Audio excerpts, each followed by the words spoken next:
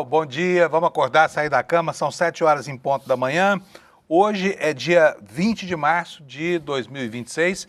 Nós estamos começando agora a última edição da semana do nosso Desperta aqui de todo santo dia. E pessoal, começa com uma notícia hoje que se você ainda não sabe, você pode aí se levantar da sua cama e ficar sentado mesmo antes de levantar para não cair.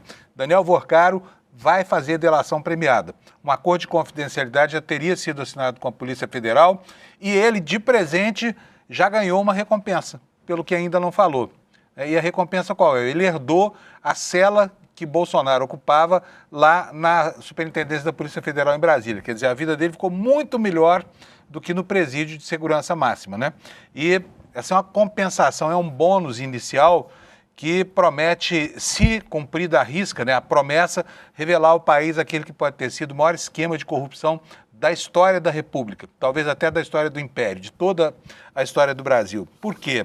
Esse banqueiro organizou, como se sabe, uma rede absolutamente gigantesca e muito poderosa, aliciando gente corruptos, políticos corruptos dos três poderes, no executivo de dois governos, né, governo Bolsonaro e governo Lula, no judiciário, onde pelo menos 4 ministros ali estão se engalfinhando para tentar embarrear as descobertas daquilo que não querem que a opinião pública saia, da Câmara e do Senado, porque lá estão nessas relações muito estranhas dele, Davi Alcolumbre e Hugo Mota, enfim, uma infinidade de chefes de partido, políticos de 5 estrelas e tudo mais. Então a República treme. Essa deve ter sido uma noite... Oi, Kleber, bom dia. Vocês viram aí o Kleber falando alguma coisa lá com o nosso Twitter. Foi uma noite muito difícil para muita gente lá em Brasília essa, hein? Teve gente que nem dormiu, eu imagino, porque de ontem para hoje, nem com muito Rivotril, tá? E por falar em Rivotril, caiu a patente do Ozempic.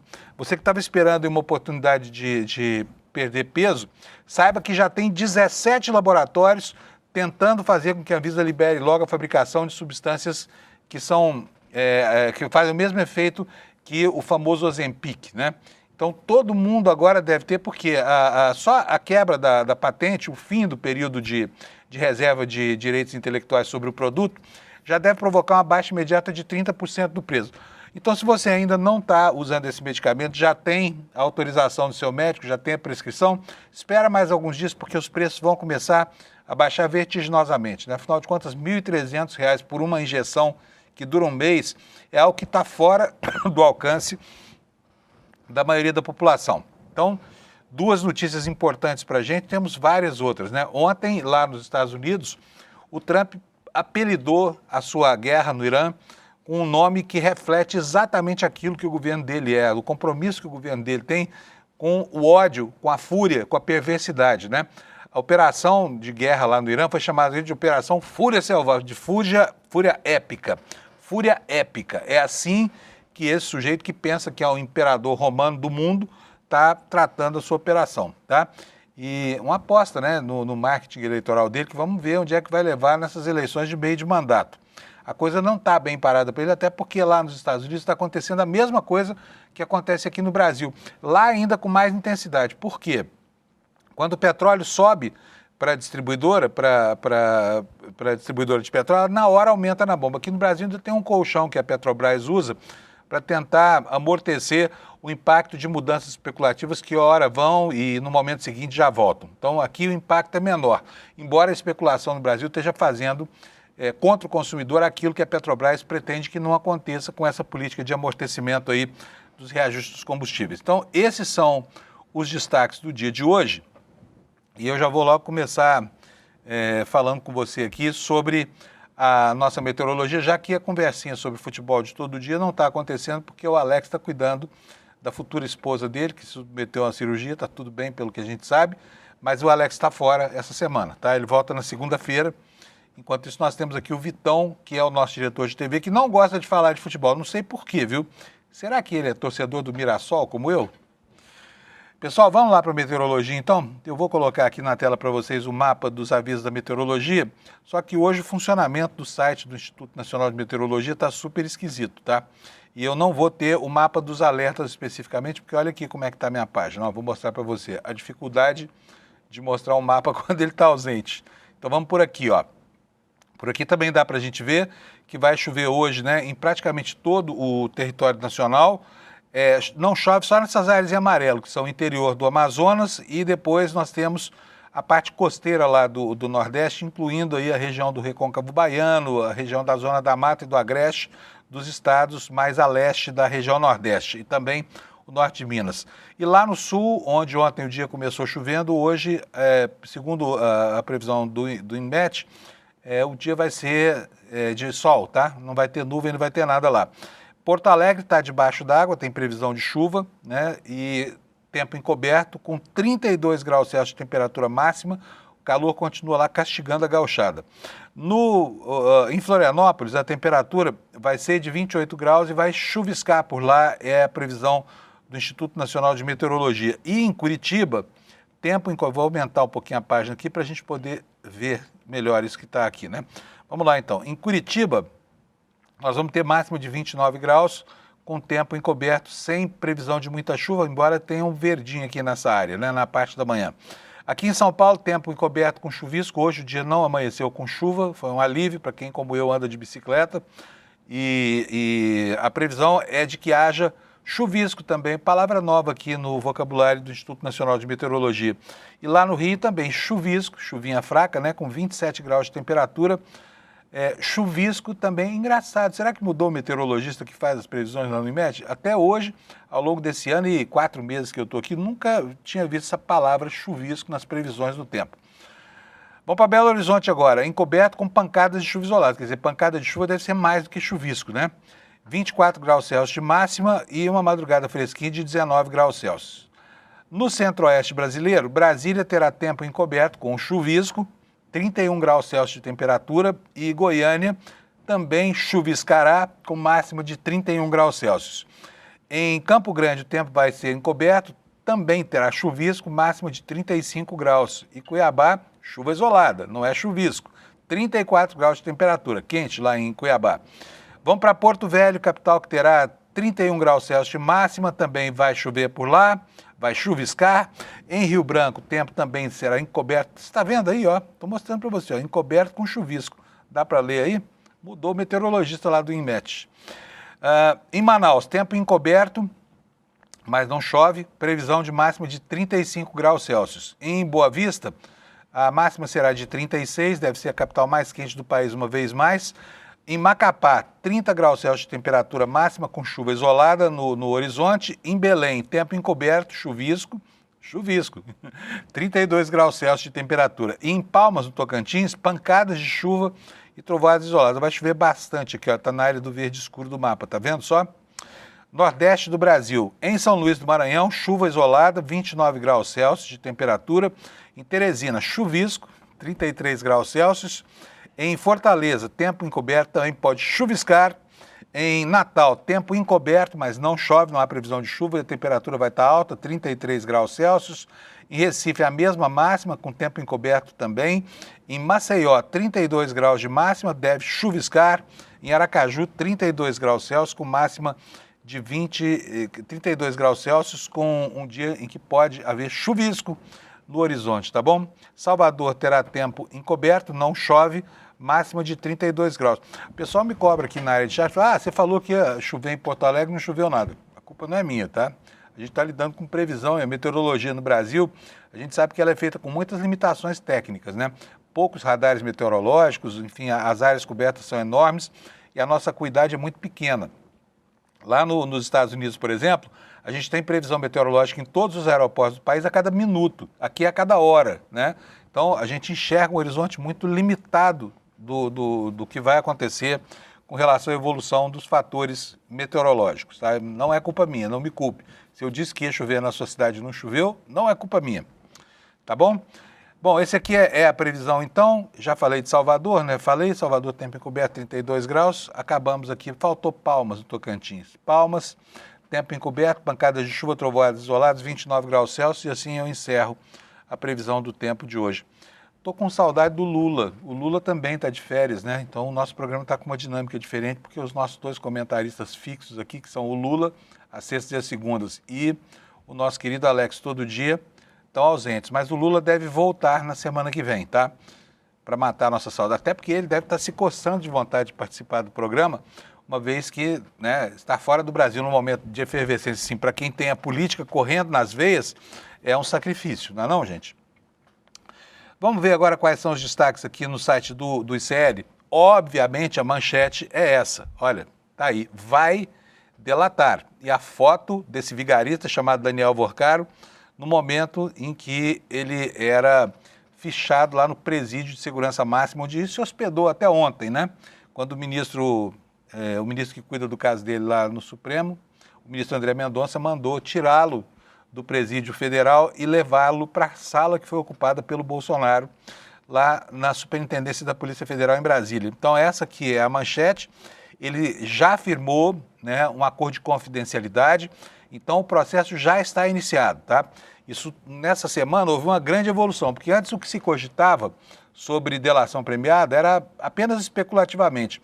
Houve um período, inclusive, em que isso foi cogitado por pessoas que dialogavam com o Vorcaro, mas muito mais no sentido de construir uma ameaça. Olha, ou vocês me tiram dessa fria, ou eu boto todo mundo junto comigo, ou então vocês me tiram dessa roubada aqui e eu não falo nada para ninguém. Isso era o que parecia que ia acontecer, mas agora não, a situação evoluiu, agora já há um acordo por escrito. O problema é que nós vamos ter que passar por um período agora de suprema provação, como nós vimos ontem, por uma medida, de novo, do ministro Gilmar Mendes. Os supremos deste país não querem permitir que a toga deles seja exposta, ou seja, levantada para a gente ver o que tem embaixo dela, né? Complicada essa situação aqui, porque vai se formando uma, digamos assim, quase que uma maioria a fim de preservar esse sigilo que incomoda, sigilo sobre aquilo que incomoda tanto autoridades do Poder Judiciário. E o Poder Judiciário tem um grande poder mesmo, poder com P maiúsculo, de embarrear certos assuntos. Quando eles não querem, não vai. Lembra da Operação Castelo de Areia? Pois é, envolvendo André Esteves e Companhia Limitada, aquilo foi sepultado por decisão dos ministros do Supremo. E o ministro Gilmar Mendes, muito consciente da parcela de poder institucional que ele tem, já mandou recados claros, né, que não vai permitir.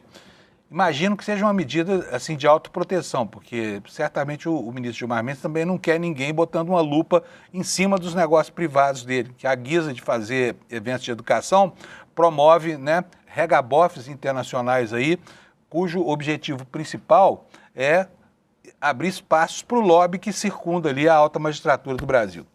Tá? Então essa é a manchete principal, vai delatar, esperamos que ele delate todo mundo mesmo. Tem gente falando em delação seletiva, não, vai delatar só políticos, os ministros supremos não entram. É um processo incontrolável, tá? Eu já cobri algumas CPIs e acompanhei como jornalista a evolução de assuntos que começam com uma manifestação de vontade de delatar como essa e acabam saindo completamente do controle. Algumas produzem frutos, outras produzem puro veneno, como por exemplo a Operação Lava Jato, né? Resta saber o que vai acontecer agora. O fato é que a tampa da caixa de Pandora vai ser formalmente aberta. E aí, durma-se com um barulho desse. Vamos ver o que a Justiça vai fazer, vai nos permitir saber desse convescote de corrupção armado por esse picareta chamado Daniel Vorcaro. Outros destaques aqui do site do ICL: o risco de uma greve de caminhoneiros para acabar de infernizar a nossa vida, felizmente, parece estar afastado, tá? O governo tomou as providências, fez o que podia. A categoria, que é uma categoria muito politizada e reacionária, reagiu, não vai topar o desgaste de tentar uma paralisação agora, porque, afinal de contas, providências têm sido tomadas. Se elas vão ou não surtir o efeito que se espera nas bombas, é outra coisa, são outros 500, tá? No entanto, é preciso ressaltar que a categoria continua mobilizada. Uma estranha mudança de nomes e de prefixos de aeronaves aconteceu nos registros dos aviões da TAP, aquela empresa onde trabalhava o Matosinho, o piloto que durante alguns anos transportou os cabeças da lavagem de dinheiro dos grupos de crime organizado no Brasil, né? Entre eles o Primo e o Turco Louco, que são dois próceres aí, dois multimilionários que fizeram negócios para lavar o dinheiro da falsificação, da adulteração de combustíveis e de tudo mais que interessa a essa máfia chamada PCC. E essa mudança aconteceu depois das denúncias que o ICL veiculou aqui, que foram feitas pelo piloto Matosinho, né?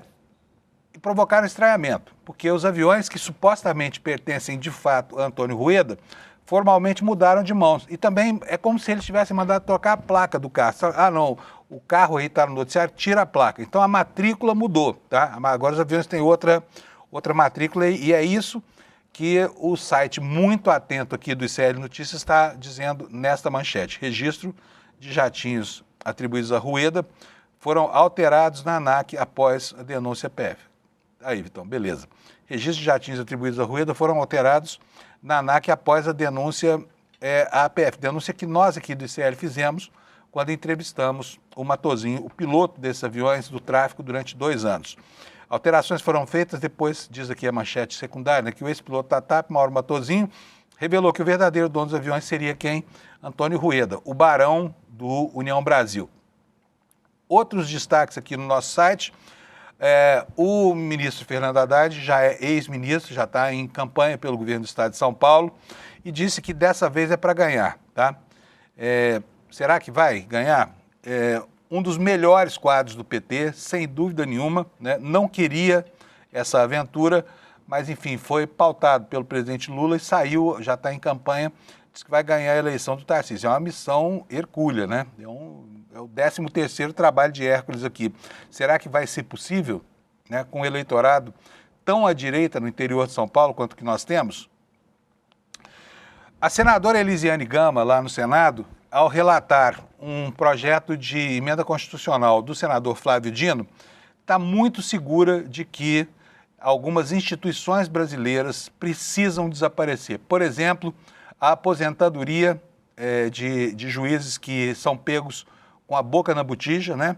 E que, como punição, são aposentados compulsoriamente e passam a não precisar trabalhar nunca mais na vida, porque vão continuar recebendo uma baba de dinheiro do poder que corromperam. Que é um absurdo, né? E isso também repercute na caserna, porque lá existe um outro instituto que é muito parecido com esse, que é o da morte ficta, da morte fictícia. Quando alguém, um mau militar, como o general Heleno, general Ramos, Bolsonaro e outros aí que estão na iminência de perder a patente, quando eles envergonham a farda, o que acontece? Eles não perdem o soldo. Aliás, eles perdem, mas a família continua recebendo, que dá no mesmo, né? Então o cara apronta, é expulso depois de um processo administrativo, que muitas vezes acaba num processo judicial. Aí ele é mandado para fora, expelido de lá, mas continua recebendo dinheiro do contribuinte brasileiro. É assim com juízes, com promotores e procuradores e também com militares. E isso precisa acabar no Brasil. A senadora Elisiane Gama deu uma entrevista para o Kleber Lourenço, que daqui a pouquinho nós vamos mostrar para você o que ela falou. Ela está muito determinada a fazer andar essa proposta de emenda constitucional, que é a número 4 de 2024, que se eu não me engano, quer dizer, o projeto está paradão lá. Adriano da Nóbrega, outro esqueleto na parede das instituições brasileiras, uma ex-assessora do Flávio Bolsonaro agora está sendo denunciada sob acusação de lavar dinheiro do filho miliciano, né?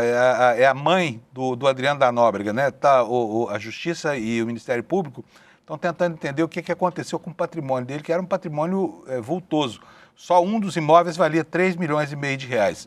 E, por fim, entre os nossos destaques aqui, aquela deputada que ocupou a tribuna anteontem para fazer uma palhaçada, uma pantomima blackface, está agora na alça de mira dos próprios colegas. Foi um espetáculo tão deprimente, foi um espetáculo tão fora da casinha, que agora ela está com o seu mandato em risco. E deveria mesmo, se a Assembleia Legislativa de São Paulo quiser manter um mínimo de dignidade, não pode nem perder tempo, tem que mandar essa moça sem noção para fora de lá, né?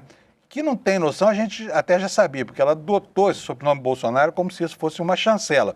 E aí deu no que deu. Fez o que fez e agora vai perder o mandato, porque se não perder, a gente vai achar que todo mundo concorda com esse tipo de manifestação, concorda com a palhaçada que ela fez, concorda com o papel ridículo, né, que alguém investido de mandato parlamentar pode desempenhar, desonrando aquilo que o eleitor espera dele. Porque eu tenho certeza absoluta que ninguém votou nessa senhora para que ela fizesse o que fez, essa palhaçada racista ontem lá na tribuna. Então, esses aqui são os destaques de hoje. Eu já vou chamar o Kleber Lourenço, que está lá na nossa redação, trabalhando feito um maluco para informar a gente. Kleber, bom dia, meu amigo, tudo bem?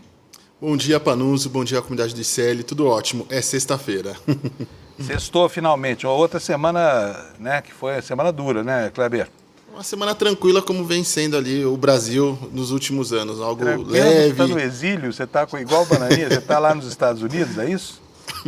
Não, Panunzio, você é muito pessimista, estamos num país tranquilo, sem grandes movimentos, grandes disputas, sem uma eleição a caminho, tudo tranquilíssimo. Sem a quantidade de narrativas, sem Gilmar Mendes aprontando, sem os ministros supremos querendo se defender, enfim, um país tranquilão, né? Ô Kleber, Isso vamos mesmo. lá, qual é o primeiro assunto que você quer tratar hoje? Eu vou te sugerir até a gente começar por essa assinatura do acordo de sigilo entre o Vorcaro e a Polícia Federal e o Ministério Público. Dessa vez, ao contrário das outras, em que há uma disputa intrigante entre Ministério Público e Polícia Federal, houve um acerto entre eles, pelo menos nessa etapa prévia do acordo da delação premiada, não é isso?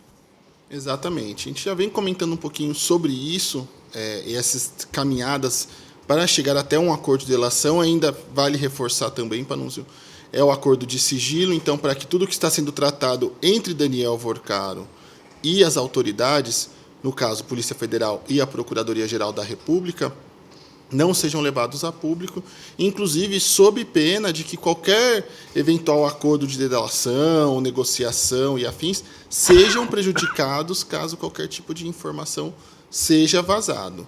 Nesse primeiro momento, nem a PGR nem a Polícia Federal sabem o que Daniel Vorcaro vai levar até eles. Inclusive, é algo que vem sendo construído pela defesa de Daniel Vorcaro, no caso, o Juca, que é nossa, agora me fugiu o nome todo, José Luiz, o advogado Luiz de José Oliveira Luiz. Lima. É Luiz de Oliveira Lima, o famoso Juca. Isso, obrigado. Então, o José Luiz, ele já tinha assumido a defesa na semana passada, chegou em Brasília já na segunda-feira, já articulou um encontro na terça-feira com o ministro André Mendonça ali para conversar sobre os próximos passos.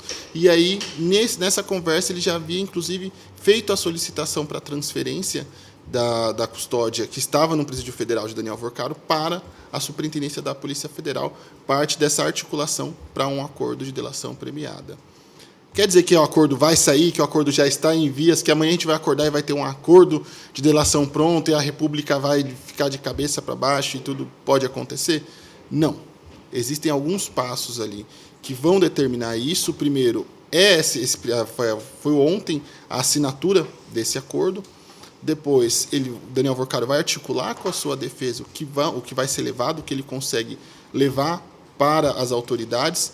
O segundo passo disso é a negociação dos benefícios. Então, o que ele vai estar pleiteando, o que ele busca com esse acordo de delação, o que ele quer alcançar com redução de pena, uma mudança para uma prisão domiciliar, enfim, isso vai ser articulado tanto com o Daniel Vorcaro e as autoridades, e aí nesse meio tempo vai ser discutido também o que as autoridades podem oferecer dentro do que ele vai pedir. Depois disso, passam para as fases de depoimentos formais, e aí vale ressaltar, essa parte de depoimentos pode ser muito longa, Panunzio. Dependendo do quanto de informação Daniel Vorcaro trazer, isso pode durar não só dias, como semanas. Então, veja só a complexidade. Diante de tudo que a gente viu e das relações que Daniel Vorcaro tinha com o poder, pode ser sim que sejam depoimentos muito extensos e um tanto quanto reveladores. Depois disso é avaliado se serão abertas novas frentes de investigação, serão checadas essas informações que foram passadas por Daniel Vorcaro, e aí com essas informações checadas, validadas e avaliadas, passa-se ao passo final, onde o ministro André Mendonça, que é o relator do caso no STF, vai avaliar se homologa ou não um acordo de delação premiada. Então, a gente tem uma longa caminhada até isso, são os passos preliminares. Pode ser, inclusive, como eu até conversei ontem com um dos advogados do Daniel Vorcaro, Roberto Podval, que ele falou para mim de forma muito clara: Kleber, tudo é possível. Pode acontecer tudo e pode acontecer nada também. Ou seja, pode ser que, diante do que for exposto por Daniel Vorcaro, também as autoridades não aceitem uma delação premiada. Por exemplo, se as autoridades entenderem que tudo que eles já extraíram dos celulares, não só de Vorcaro, mas também de outros presos e investigados na Compliance Zero, ou se alguma outra pessoa oferecer uma delação ainda mais ampla, ainda mais vantajosa, pode ser que as autoridades entendam que não é necessário seguir com essa delação, que não tem necessidade disso, e sigam adiante. A gente noticiou também aqui no Desperte CL que, com o material que já tem apreendido, as autoridades já poderiam, inclusive, seguir com o andamento do caso com certa tranquilidade, Panunzio. Só vamos explicar aqui para as pessoas, porque esse é um processo delicado e a gente viu muito bem o que acontece no caso do Bolsonaro, né? Quando o Mauro Cid começou a delatar, que todo mundo fala, mas será que o Mauro Cid vai entregar o chefe? Por quê? A delação premiada foi criada para que o subordinado de uma organização criminosa entregasse os cabeças, né? Nesse caso, Daniel Alvorcaro era notadamente o cabeça das operações do Banco Master, mas fica sempre a dúvida aqui, será que por trás dele tinha gente mais importante nesse esquema criminoso do que o próprio banqueiro, que formalmente era o dono? Tem muita gente que fala em nomes aí do mundo do mercado financeiro, Nelson Tanuri, tem muita gente que fala de políticos, como o senador Ciro Nogueira, o próprio Antônio Rueda, nomes que estão sempre frequentando isso aí. Mas aí fica a pergunta, e se o Alvorcaro de repente começar a falar coisas que implicam ministros do próprio Supremo Tribunal Federal? O que vai acontecer? É fato, e aqui não é narrativa, não é nada, é fato, né, Kleber, que havia um contrato do banqueiro com a mulher do ministro Alexandre de Moraes, e é fato também que o ministro Dias Toffoli foi sócio do Zettel, por meio de um fundo transverso que comprou 17% do Taiaiá e deu ao Toffoli e aos irmãos 35 milhões de reais. A gente não sabe se os irmãos receberam, porque a vida deles continua muito modesta, né? Mas que houve a compra do Taiaiá, que pertencia ao Toffoli, por esse banqueiro, pelas mãos do seu longa-manos lá, do Fabiano Zettel, isso é inquestionável, né, Kleber? Isso mesmo, Panunzio. E tanto aí? É que as questões estão tão incertas, Panunzio, que, por exemplo, o Roberto Podival, que é um advogado que é contra a delação e não opera a delação premiada, ele foi muito claro na conversa que eu tive com ele. Olha, Kleber, eu vou permanecer no caso, mas eu não vou operar nada referente ao acordo de delação premiada. Ou seja, há a possibilidade, inclusive, de que esse acordo não prospere e que a defesa siga ali com o rumo normal. Por isso que, inclusive, Daniel Alvorcaro fica com esses dois caminhos, tanto com Roberto Podival, que é o advogado que não concorda com a delação premiada, quanto com José Luiz, que é o advogado da delação premiada. Muito bem, muito bem. Deixa eu te perguntar uma coisa. Com relação à CPMI do INSS do crime organizado, alguma novidade? Muitas novidades. A gente até soltou um vídeo nas redes do ICL, onde eu estou comentando um pouquinho sobre as confusões que o presidente da CPMI do INSS está causando para nada mais nada menos do que a CPMI, na verdade, do INSS.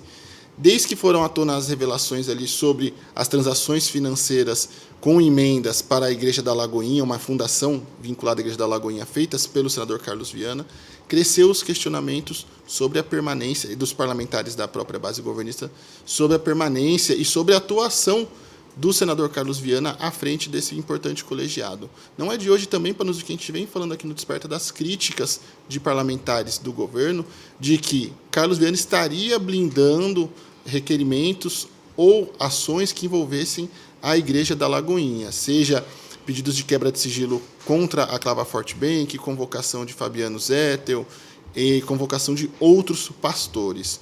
Ontem, com muito esforço, a base governista conseguiu ali solicitar quebra de sigilo do Fabiano Zettel, que era pastor da Lagoinha, e conseguiu também aprovar outros requerimentos sobre esse assunto. Mas, assim, eu conversei com um membro da comissão e falou, olha, Kleber, foi uma vitória tímida, uma vitória sofrida, e isso mostra que, ainda assim, Carlos Viana tem bastante força, assim como a oposição tem bastante força dentro da comissão, mesmo com essas vitórias da base governista. E, além disso, se não bastasse... Pode falar, Só fazer um comentário aqui. É um momento muito estranho da nossa história, né? Porque parece que está todo mundo num processo de se defender e defender o seu círculo, que é o que está acontecendo. Essa história do Alvorcaro botou essa galera toda na defensiva, né? Está aí o presidente da CPMI se defendendo, né, ou defendendo da sua igreja, sei lá. Era uma igreja banco, é uma instituição estranha, né? Agora, nessa história toda... Nós tivemos, ontem você falou ontem sobre o negócio, né, de dados que reapareceram, que o ministro André Mendonça tinha mandado tirar do sistema e que reapareceram no ambiente da CPI. O senador Carlos Viana assumiu que foi ele quem mandou devolver as informações que tinham sido embargadas pelo ministro do Supremo?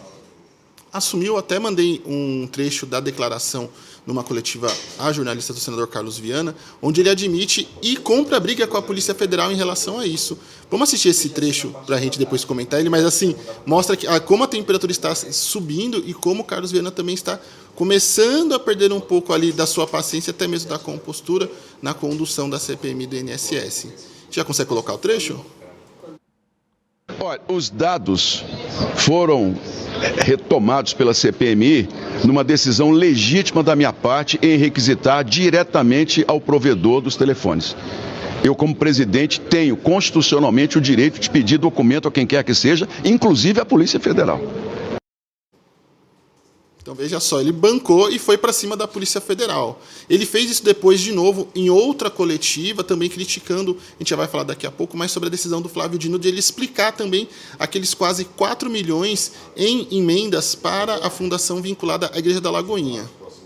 Pois é, porque ele, que é um dos quadros mais importantes da igreja, mandou muito dinheiro para lá, né? Foram várias emendas e ele falou ontem de 3,5 milhões, né? Isso. Que ele mandou para lá. E aí fica numa posição realmente estranha, porque o sujeito está lá para quê?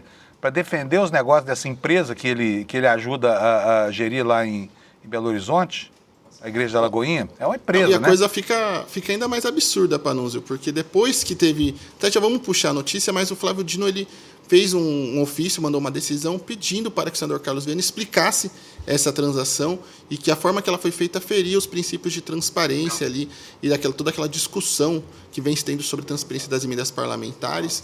Então, o Flávio Dino deu um prazo de 5 dias para que ele pudesse explicar essa benfeitoria à fundação da Igreja Lagoinha. E, durante uma outra coletiva com jornalistas, o Carlos Viana chegou, inclusive, até a admitir que chegou a trabalhar para a própria Lagoinha, de que ele teria ajudado ali, a operado alguns canais de transmissão, de conteúdo da Igreja da Lagoinha, e deixou isso muito claro. Ele reforçou ainda que tinha, sim, vínculos com a Igreja da Lagoinha, que acabou se afastando por conta da sua atuação parlamentar, que aí, por conta da rotina acabou ficando incompatível, mas ele é uma figura muito vinculada à Igreja da Lagoinha, segue ali na presidência da CPMI do INSS, e o mais impressionante disso tudo é que ele preside uma comissão que, inclusive, tem membros e organizações vinculadas à Igreja da Lagoinha como alvos de requerimentos e da investigação que apura aqueles descontos indevidos de aposentados e pensionistas, Panunzio. Pois é, situação estranha, estranhíssima essa lá na CPI, né? Bom, vamos para o próximo. Então, vocês viram, né? Aquilo que a gente noticiou ontem, alguém mandou restabelecer dados que o ministro André Mendonça mandou tirar lá dos arquivos eletrônicos da CPMI. Quem foi? Foi o próprio senador que preside a CPMI, num arrobo aí de autoridade ou de autoritarismo, sei lá, dizendo, não, eu posso fazer o que... Pode mesmo, né? Agora, está fazendo em nome de quê? Em nome de defender seus próprios interesses, de defender sua própria pele, porque ele ajudava com dinheiro meu e seu a financiar os negócios dessa igreja? Bom, vamos lá para o próximo assunto. Renan Filho e greve de caminhoneiros. O país tremeu aqui no começo da semana, né, Kleber? Com a ameaça de que no meio dessa confusão toda de guerra no Irã e aumento de preços e perspectiva de inflação, de repente ainda teríamos aí mais uma mobilização de caminhoneiros. A categoria continua mobilizada, mas vai ter greve, Kleber? Olha, o governo se prepara para todas as possibilidades de ter greve e não ter greve. Uma notícia agora que chegou no nosso portal do ICL dá conta de que pelo menos neste momento, os caminhoneiros suspenderam ali a possibilidade de greve, mas Renan Filho, na conversa que eu tive com ele, reforçou que eles estão atentos, sim, e que o principal foco do governo, ele deixou isso muito claro, é em fazer que as empresas cumpram a tabela de frete mínimo, ou seja, que cumpram o dever de, pelo menos, fazerem um pagamento mínimo, de um valor mínimo aos caminhoneiros, e não abaixo desse mínimo, que é o que está acontecendo e que está ali fomentando essas ameaças de greve, Panunzio. Pois é, mas por enquanto podemos ficar tranquilos, pelo menos em relação a isso. Nós podemos ter um clima de encarecimento do gênero, de encarecimento do frete, mas por enquanto não teremos um clima aí de desabastecimento nos ameaçando no horizonte. É isso, Kleber? Isso mesmo. É isso, né? Tem mais algum assunto? Tem a senadora Elisiane Gama, nós precisamos falar dela também, sobre o projeto Flávio Dino. O que você tem para nos dizer sobre essa PEC do Flávio Dino, que acaba, pelo menos, com o Instituto né, que premia juízes corruptos e procuradores e promotores corruptos com aposentadoria para o resto da vida. Kleber. Olha, Panunzio, sobre essa entrevista que eu tive com a senadora Elisiane, não só essa questão da aposentadoria pega magistrados, membros do Ministério Público, mas também militares. Vale lembrar que os militares também têm como, entre muitas aspas, a punição também a aposentadoria com recebimento dos seus devidos proventos. Então, esse texto original de autoria do Flávio Dino, relatado na Comissão de Constituição e Justiça do Senado pela senadora Elisiane Gama, abrange todos esses pontos. Agora, por conta de um pedido do senador Sérgio Moro, a tramitação desse projeto foi suspensa por um período, deve voltar ali nas próximas semanas após o pedido de vista, mas é uma proposta muito importante. Inclusive, na minha conversa com a senadora Elisiane Gama, ela confidencia também e ela fala que os próximos passos, além dessa votação na comissão, será a realização de audiências públicas, inclusive para discutir a questão da aposentadoria dos militares como benefício para militares criminosos. Então, temos um longo processo também dentro dessas discussões que vai seguir dentro do Senado. Já há também alguns setores das Forças Armadas já se articulando através da sua própria assessoria de assuntos parlamentares, a ASPAR, onde eles estão articulando também, nada mais do que um lobby estatal, a ASPAR, em trocando miúdos, mas já está se articulando para tentar barrar esse trecho do texto. Enfim, vai ser um debate muito longo e muito forte, e muito importante e necessário que seja feito também, Panunzio. Muito mesmo. Beleza, Kleber, era isso, né? Terminamos com você a semana aqui. Agora o Kleber vai continuar o dia amanhã dele alimentando o N1, que já vem aí, né, Kleber? Só um ponto importante para a gente retomar também, que ontem o Moraes travou o arquivamento do caso das joias, aquela das joias árabes e tudo mais, pedindo para que a PGR analise novas provas que vieram do celular de Frederic Vassef, aquele, no mínimo, pitoresco advogado de Jair Bolsonaro. Então, ele pediu para calma lá, que a PGR pediu o arquivamento do caso, né, foi favorável a esse arquivamento, mas agora o ministro Alexandre de Moraes pediu para que a PGR se acalme, pera lá um pouquinho, vamos dar uma olhada com calma nesse caso. Então, é outra coisa importante para a gente ficar de olho nos próximos dias, Panunzio. Então, o pessoal que está aqui na área de chat, tem 2 ou 3 aqui em dissonância cognitiva, dizendo que a gente está atacando sempre o Moraes. Não é verdade. O Moraes prestou ótimo serviço ao país, nós somos muito gratos a ele. Eu, pessoalmente, estou falando aqui por mim e por um monte de gente nesse país aqui que acha que ele foi fundamental na defesa da democracia brasileira. Agora, isso não dá a ele o direito de fazer negócios como os que estão aí, né, no ar, tá? Essa aqui é a questão. Mas aí ele mandou muito bem. E olha, esse Procurador-Geral da República, o que foi? Encarnou o espírito do Aras nele agora? É isso? Porque não é possível que, sabe, uma negociação tão espúria como essa das joias, um contrabando, claro, as joias saem do país pela via do contrabando, são vendidas lá fora, de maneira escondida. É óbvio que tem que haver um instrumento para punir essa gente ou apropriar-se de próprios da União, agora é permitido por lei. Não entendi, sinceramente, essa história do Gonê. E acho que muita gente não entendeu também, né, Kleber? Isso, é algo que a gente vai ter também que acompanhar com muita atenção, porque o Gonê está ali em vários casos importantes, mas é algo para a gente ir acompanhando também para ver como vai se desenrolar, principalmente agora com a possível delação de Daniel Vorcado. Muito bom. Então, boa sexta-feira para você, bom sábado, bom domingo. A gente se encontra aqui na segunda. Igualmente. Tchau, tchau, Panunzio. Abraço, Kleber. Bom, pessoal, é isso aí. Então, agora a gente vai prosseguir aqui com o noticiário, porque tem muita coisa hoje para falar. Eu vou começar aqui falando sobre a guerra lá fora, né? Vou mostrar para vocês a manchete do The New York Times. Já falei logo na abertura que o Trump botou um nome na guerra dele, Operação Fúria Épica. Olha só, isso denota, né, o compromisso desse cara com a perversidade e a maldade, né? E aliás, ele vem dando gafes assim, em série lá, inclusive existe uma suspeita muito bem embasada, que vem sendo alimentada nas redes sociais por críticos dele, dizendo que o Trump está tão fora de órbita que o quadro que ele apresenta é o quadro de um senhor idoso que está com demência frontotemporal, né, que é uma degeneração cerebral da parte aqui da frente e dos lados do cérebro, que faria com que ele adotasse esse tipo de comportamento antissocial. E pessoas mais velhas, nem todas, obviamente, estão sujeitas a isso, uma mudança de comportamento que faz com que as suas barreiras morais caiam e aí, de repente, eles aparecem com toda a gama de preconceitos que orientou a vida deles, né? Então, o Trump continua aprontando das suas, né? E essa guerra, por exemplo, é algo que a opinião pública americana não entende. Não entende, por exemplo, né, ações que são tomadas contrariando o próprio interesse do Ocidente, ou o interesse dos Estados Unidos, para ser mais específico, como, por exemplo, permitir que Israel bombardeie a maior unidade de processamento de gás liquefeito de petróleo. Vou mostrar para vocês aqui como é que está a capa do The New York Times.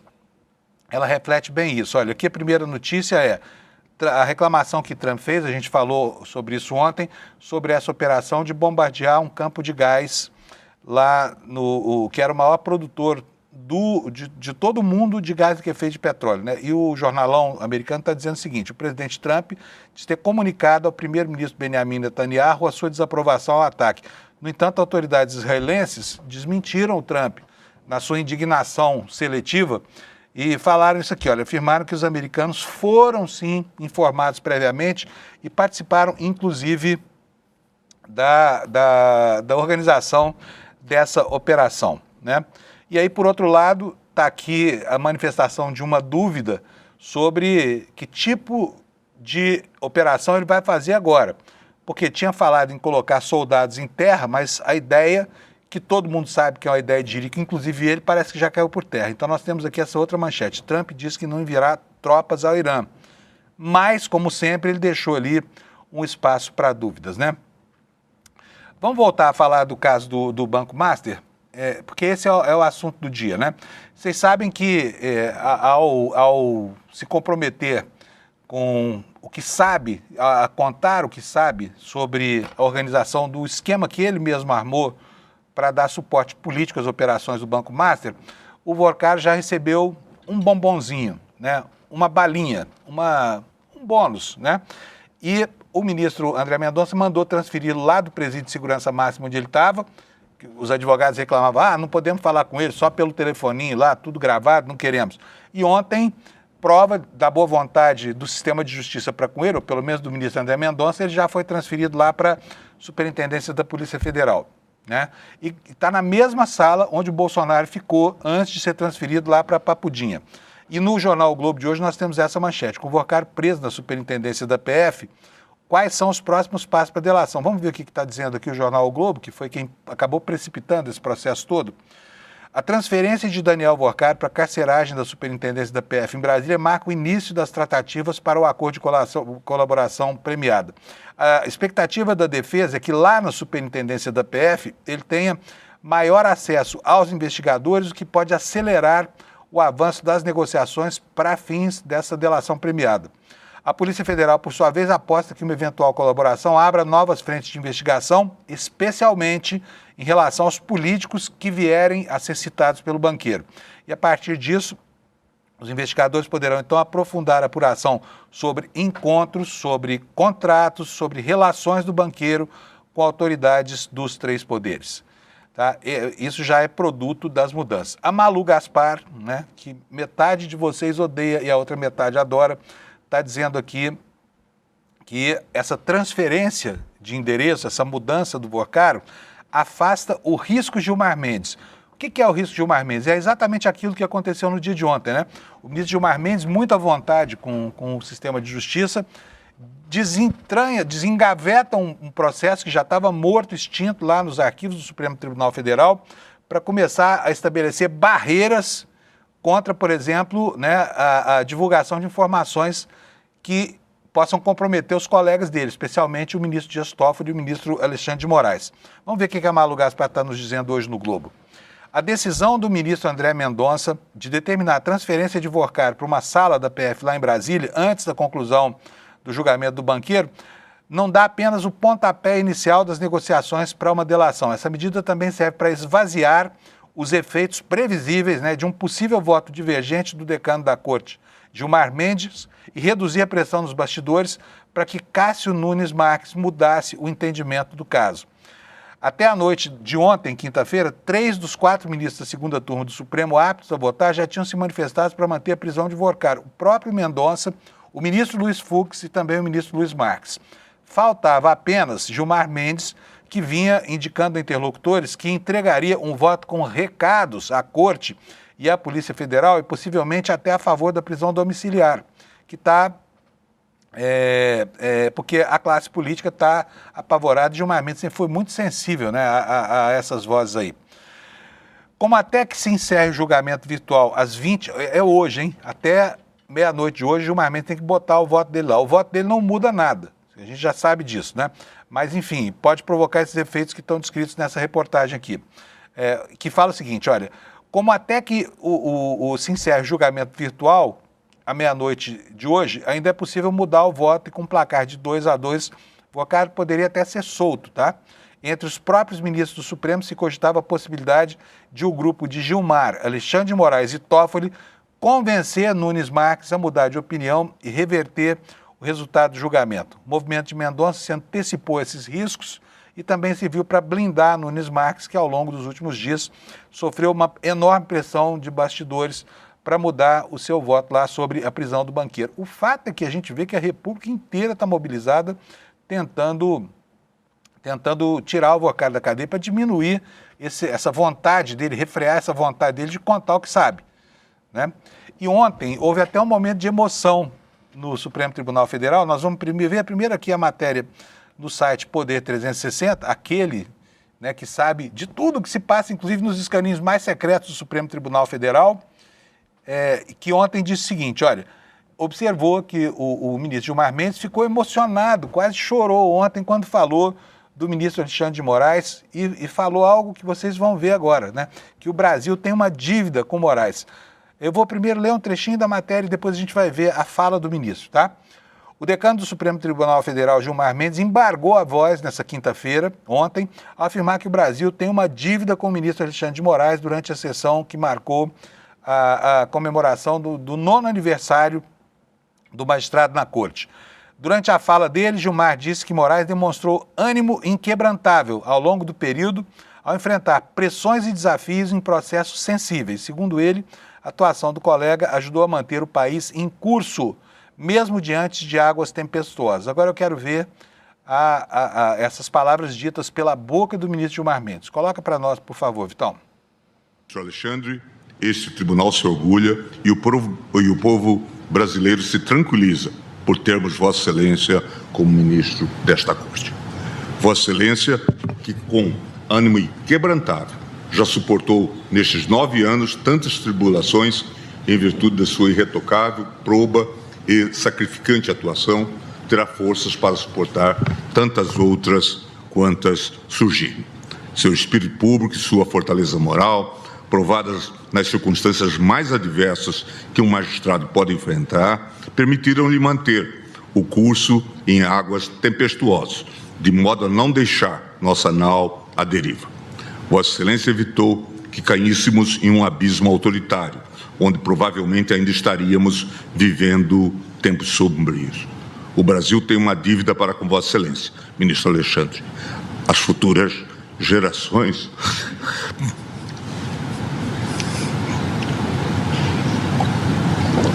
saberão reconhecê-lo. Muito obrigado, presidente. Obrigado, ministro Gilmar Mendes. Emotivo o Gilmar Mendes, né? Embargou a voz lá, você viu? Engasgou quase que não consegue falar. Eu não notei nada de tão emocionante assim naquele momento. De fato, tá certo. A gente deve mesmo ao ministro Alexandre de Moraes o seu comportamento rigoroso aqui com relação a esses bandidos chefiados pelo Bolsonaro que tentaram acabar com a democracia brasileira. Uma grande obra, né? Uma pena que depois disso tenha aparecido todo esse mar de suspeitas aí para macular a imagem do ministro e também do Supremo Tribunal Federal. A gente aqui, inclusive, estou falando de mim, tá?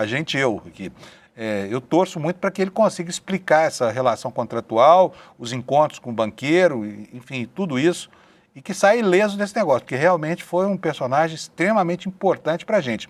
Mas, como funcionário do Poder Judiciário, como a toga máxima do Brasil, ele tem a obrigação, sim, de limpar a própria imagem e sair disso bonitinho, né?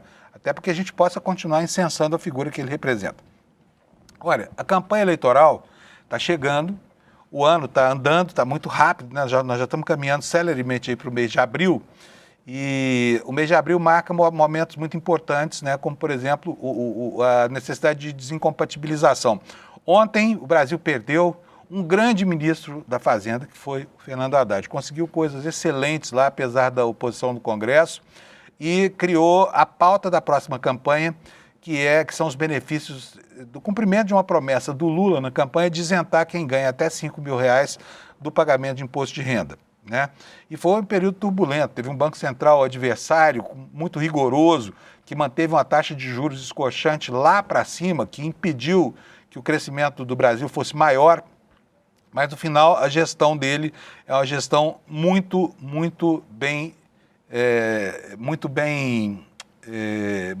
eficiente, né? Foi uma gestão espetacular. E agora quem assume no lugar dele lá é o Durigan, né? Assumiu a Fazenda e com vários desafios aqui, porque nós vamos ter um ano muito complicado, né? Então o Haddad sai para disputar a eleição para governador do estado de São Paulo, sai dizendo que vai ganhar. E o número 2 da pasta ficou lá prometendo manter as conquistas do Haddad lá à frente do Ministério. A matéria da Folha de São Paulo sobre essa troca de comando na Fazenda diz o seguinte: apontado por colegas como ministro de fato já há alguns meses, Dario Durigan vai assumir o Ministério da Fazenda nesta sexta-feira com o desafio de blindar os cofres da União contra pressões por gastos em um ano eleitoral muito complicado e, ao mesmo tempo, pavimentar o caminho para a política econômica de um eventual quarto mandato do presidente Luiz Inácio Lula da Silva. Atual número 2 da pasta, como principal auxiliar do Haddad, Durigan já havia atuado e tido uma atuação relevante nas discussões dentro do governo, mas essa participação vem ganhando mais peso nos últimos tempos em meio a uma espécie de transição silenciosa no comando do Ministério que já se operava ao longo dos últimos meses. Desde o fim do ano passado, parlamentares já sentiam um ritual de passagem do bastão, com esse secretário na linha de frente de negociações importantes, entre elas, por exemplo, aquela que visava ao corte de benefícios tributários.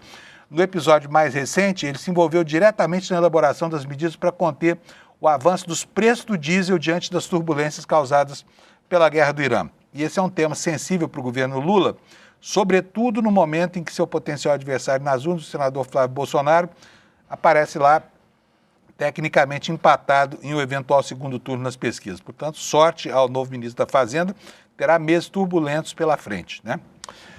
E precisamos falar sobre isso que você viu aí piscar na sua tela, e eu vou pedir para o Vitão repor para a gente, que é essa estranha mudança, vou chamar de placas dos aviões, são os prefixos, olha, essas letrinhas aqui que estão na turbina desse jatinho, mudou, tá?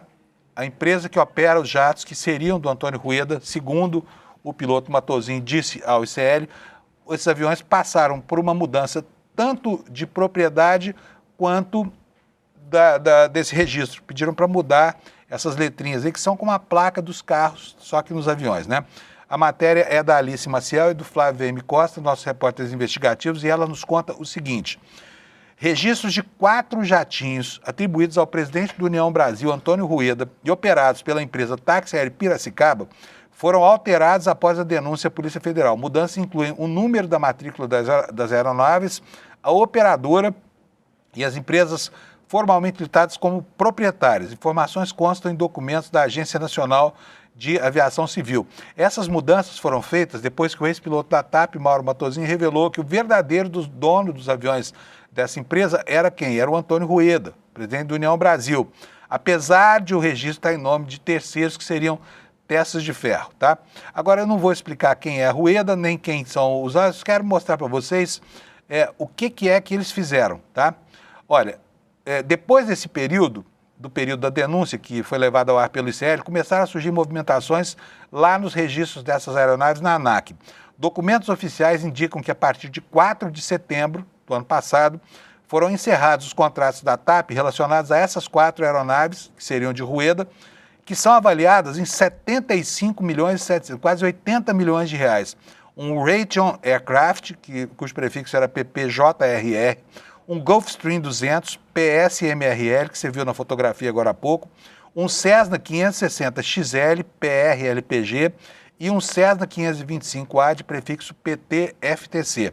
Na sequência, as 3 aeronaves passaram a ser operadas por uma nova empresa de táxi aéreo, que se chama Amaro Aviation, com sede em São Paulo, e essa empresa é presidida por um legatário, por um herdeiro da aviação, que é o filho do comandante Rolim, que era o dono da TAM, que criou a TAM, né? Hoje Latam. Ele se chama Marcos Amaro. Nesse tipo de contrato, cabe à operadora gestão integral da aeronave, incluindo, por exemplo, manutenção, atualização de documentação e o cumprimento de exigências regulatórias da ANAC. A reportagem do ICL procurou a Amaro Aviation e a Amaro Aviation não retornou o contato. A TAP já havia informado anteriormente ao ICL que não fornece informações sobre clientes ou passageiros sem autorização desses ou por requisição de autoridades competentes. O que vale a pena a gente observar aqui é que é o seguinte: a empresa vinha lá com seus jatos, atendendo aos cabeças do PCC, levando o ministro do Supremo para passear em resort no Paraná, enfim, fazendo o que fez sempre. Aí aparece o nome de Antônio Rueda, né? Em 4 meses muda tudo. Em 4 meses os aviões saem, trocam de dono, trocam de matrícula, trocam de tudo. O que isso significa? A gente não sabe. A gente sabe que alguma coisa mudou. E alguma coisa muito importante mudou, porque era um negócio que tinha como base esses aviões que custam uma baba, era um patrimônio gigantesco, né? Então está aqui o registro. E eu vou encerrar o programa de hoje com essa boa notícia para vocês da questão do Ozempic, né? Esse remédio que virou uma mania nacional e que custava uma fortuna, pouca gente tinha acesso a ele e agora isso muda um pouco. A gente sabe que a obesidade mórbida, hoje é um problema pior do que a fome no mundo. Morre mais gente de obesidade do que morre de fome, né? E as pessoas estão transformando o problema da obesidade num problema médico, para resolver com remédio, né? Esporte, alimentação boa, esquece. É remédio mesmo, remédio da barriga. E ontem caiu a patente do Ozempic e aí nós temos esse fato aqui, olha, 17 pedidos de outros laboratórios para produzir remédios com a substância Ozempic, né? Fim da exclusividade, diz aqui o jornal o Globo, deve gerar uma corrida por produtos como a semaglutida, que é o nome técnico da substância, e baratear o tratamento no país.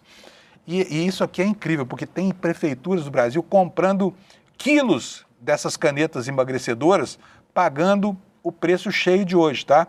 Sem esperar por esse momento que agora já aconteceu.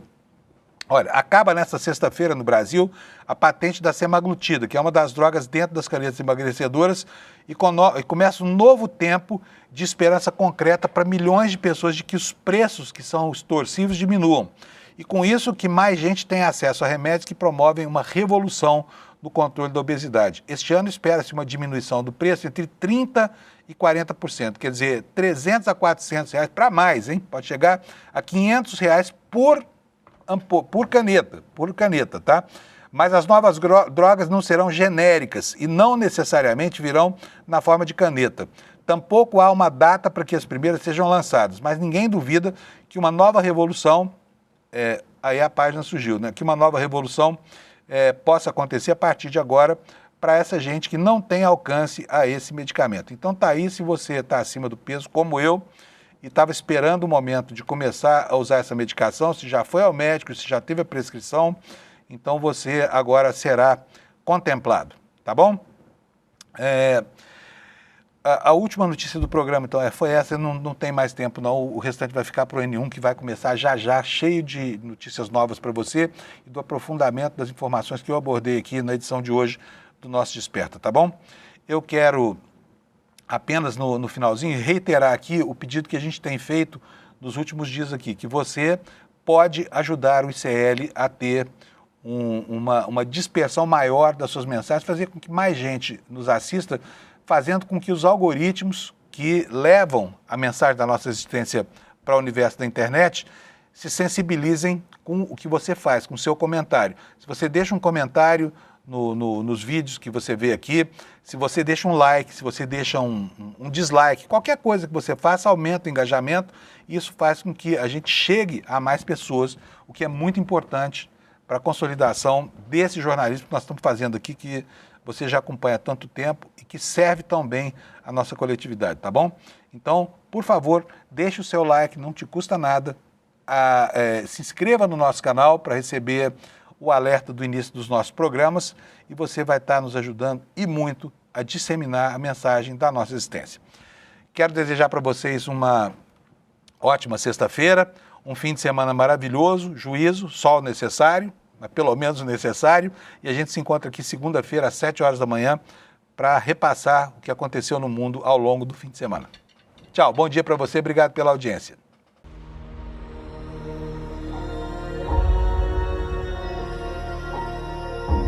O ex-deputado federal Rubens Paiva estava em casa no Rio de Janeiro, junto com a família, quando um grupo de militares chegou e disse que o levaria.